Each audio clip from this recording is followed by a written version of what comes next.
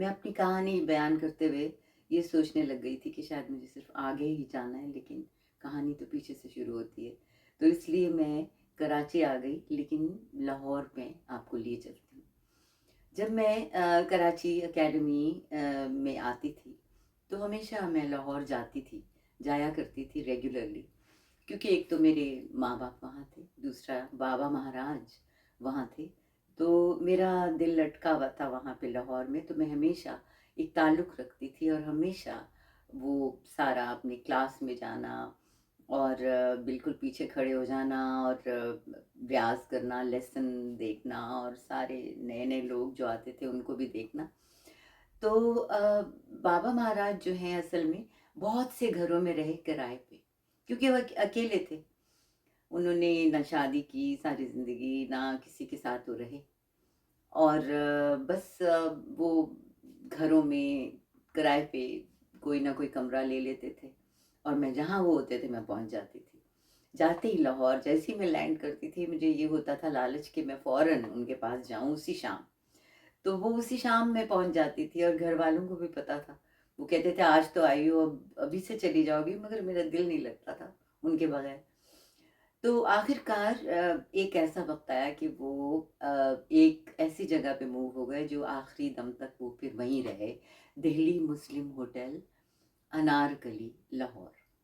अनारकली एक बड़ा रिवायती और हिस्टोरिक बाज़ार है और छोटी-छोटी दुकानें हैं हर तरह की। और दिल्ली मुस्लिम होटल जो है, वो अंदर जाके अनारकली के वहाँ है और वहाँ इन्होंने एक कमरा लिया, जो एक असल में कमरा नहीं था, एक एक 2 कमरे थे।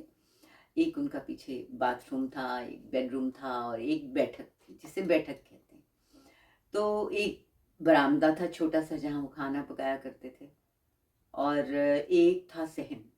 सहन में चारपाई पड़ी होती थी। मतलब अगर मैं तख़य्युल की दुनिया में जाऊँ तो मुझे पूरी एक पिक्चर उसकी, एक खूबसूरत सी बेल चढ़ी होती थी और उनको बहुत शौक था ये सारी चीज़ों का। खाना खुद पकाते थे। हर वक़्त वहाँ पे बिल्कुल आते-जाते एक लंगर लगा होता था और कोई ऐसा शख़्स नहीं था जो रुके ना। रौनक, इस कदर रौनक रहती थी हमेशा कि लेकिन जब मैं जाती थी तो सबको कहते थे, भई चलो उठो, चलो जाओ, क्योंकि ज़्यादातर वहाँ पे मर्द होते थे। तो वो सबको कहते थे कि भई अब बाजी आ गई हैं, अब तुम जाओ।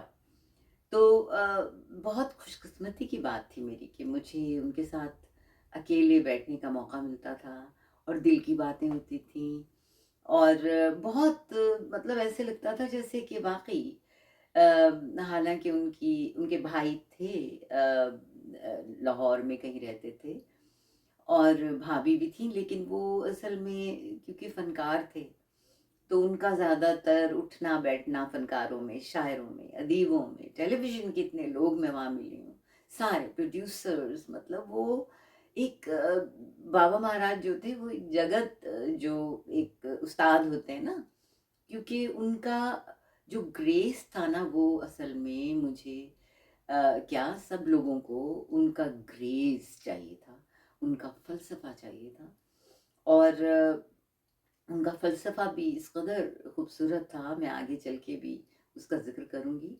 मगर जो मैंने रक़्स से पहले उनसे सीखा, वो ग्रेस था।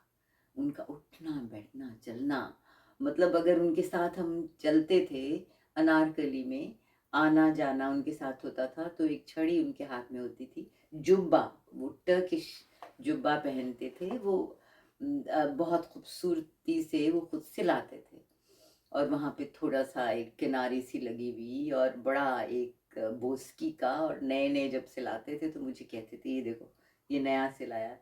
और वो इत्र लगाना और साफ, साफ शफ़ाफ, मतलब आपको मैं बता नहीं सकती कि सफाई, खुद झाड़ू पकड़ के ये कमरा साफ करते थे, बरामदा, सहन। और उनका असल में ताल्लुक था ढाका से।